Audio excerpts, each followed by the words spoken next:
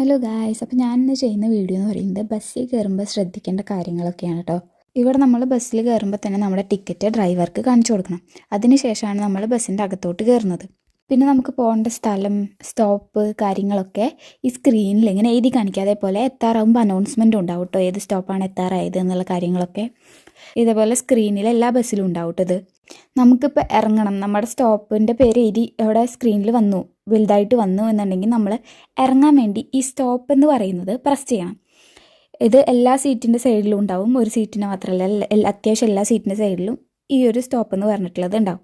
അത് പ്രസ് ചെയ്ത് കഴിഞ്ഞിട്ടുണ്ടെങ്കിൽ നമുക്ക് അറിയാൻ പറ്റും, ആ സ്ക്രീനിൽ നമ്മളുടെ പ്ലേസിൻ്റെ അവിടെ വാഗൻ ഹാൾട്ട് എന്ന് പറഞ്ഞിട്ട് എഴുതി കാണിക്കും. അപ്പോൾ നമ്മുടെ സ്റ്റോപ്പ് എത്തുമ്പോൾ ബസ് നിർത്തും, അല്ലെങ്കിൽ ബസ് നിർത്തില്ല കേട്ടോ.